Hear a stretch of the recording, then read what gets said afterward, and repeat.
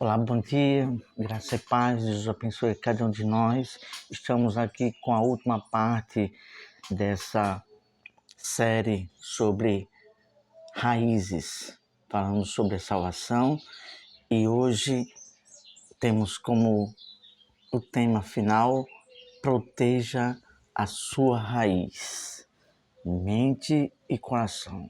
Vamos apresentar a Deus essa meditação. Senhor Deus, para a tua glória, Senhor, nos abençoe para que venhamos aprender o que o Senhor quer que venhamos aprender para sermos bem-sucedidos na fé em Ti. Em nome de Jesus, amém. Proteja a sua raiz. A nossa raiz, a coisa principal é o coração. Mas de onde começa a penetração para atingir essa raiz? Na mente, pensamentos, e quando desce ao coração. Temos que ficar muito atento a isso. Vamos falar de quatro tópicos. Tem em sua mão a Bíblia, confira cada versículo, cada contexto, para ficarmos com uma fé bem baseada, de uma forma coerente nos ensinos de Deus. Antes de começar o primeiro tópico, vamos aqui tecer uma introdução. Tendo o devido cuidado com os pensamentos que vêm à cabeça e as palavras que nos falam. Então nós temos que proteger bem o nosso coração, sabermos cuidar da nossa raiz principal, que é o nosso coração. Então, primeiro tópico, a palavra de Deus fala sobre isso, esse cuidado com essa raiz. Aonde está a raiz da vida? Aonde está a nossa raiz principal? Que dela é a fonte da vida. Está aqui no coração humano, não. No coração espiritual. Na mente, no coração espiritual. Está escrito em Provérbios, capítulo 4, versículo 23, que diz que de tudo que se deve guardar, guarda o teu coração, porque dele procede a fonte da vida. Então, para guardarmos bem o nosso coração, nós temos que vigiar cada reação, cada pensamento, cada imaginação que vem à mente e saber discernir se aquilo que está vindo de pensamento ou de reação coaduna com a vontade de Deus ou não. Porque senão a gente tem que ressarcir, tem que repreender, a gente tem que tirar. É isso que nós temos que ficar bem vigilante a esse respeito.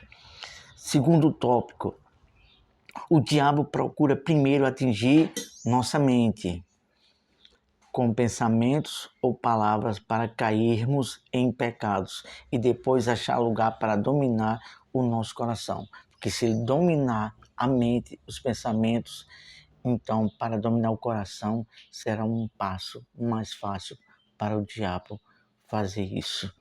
E a palavra de Deus nos dá a condição, nos dá o preparo para a gente se proteger, para não sermos atingidos com esses ataques espirituais para tentar dominar o nosso coração. Em Efésios capítulo 6, versículo 16, diz o seguinte: tomando sobretudo o escudo da fé, com o qual podereis apagar todos os dardos inflamados do maligno. Então nós temos o escudo da fé. O escudo da fé é a palavra de Deus. Tudo que vier assim de forma contrária, que você tiver o discernimento que não é de Deus, imediatamente você resiste. Você usa a própria palavra de Deus para resistir. É isso que o Senhor Jesus fez quando foi tentado. Veio o diabo e disse: transforma essas pedras em pães. E Deus, na pessoa bendita do Senhor Jesus, o Filho, usou o escudo, a palavra, e disse: também está escrito, Satanás, não só de pão viverá o homem, mas de toda palavra que sai da boca de Deus. É isso que nós temos que estarmos sempre nos armando das armas de Deus e sabendo discernir aquilo que vem à mente e aos pensamentos. Se não é de Deus, usar a palavra de Deus e repreender. Vamos para o terceiro tópico agora. No terceiro tópico, nós temos como o diabo ataca a nossa mente. Como é que ele ataca? Ele ataca com dúvidas, com mentiras, com incitações, com distorções e com pensamentos. Então temos que ter muito cuidado, porque foi assim que Eva foi enganada. O diabo fica esquadrinhando aquilo que pode nos atrair e aquilo que poderá causar uma infração da nossa conduta para com as ordens de Deus.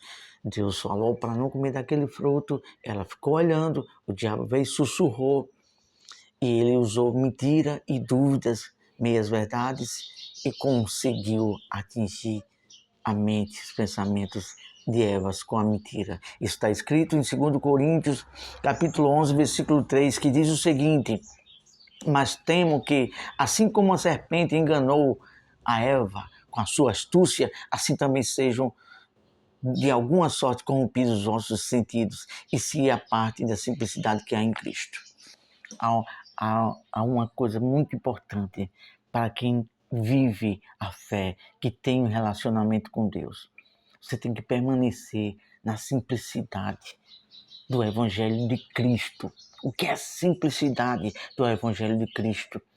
É estar atento a obedecer aos conselhos de Deus, não fazer da nossa forma, não querer agir como nós bem pensamos, ou qualquer intenção, ou qualquer ensino que é contrário ao de Cristo.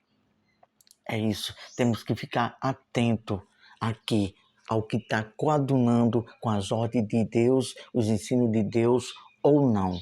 Vamos agora para o último tópico, que é o de número 4. Portanto, tomamos cuidado para ele quem? O diabo, não nos seduzir e dominar o nosso coração espiritual. E a esse respeito, nós vamos ler um trecho bíblico no livro de Tiago, já próximo de chegar em Apocalipse, que diz o seguinte, capítulo 1 e versículo 14. Mas cada um é tentado quando atraído e engodado pela sua própria concupiscência. Olha só, engodado pela sua própria concupiscência. Então, é isso que nós temos falado. Eva ficou olhando, cobiçando.